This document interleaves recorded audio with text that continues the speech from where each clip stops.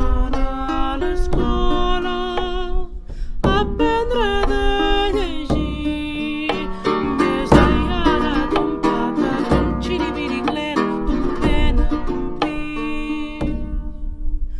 Més enllà de ton pata, ton xiribiriclem.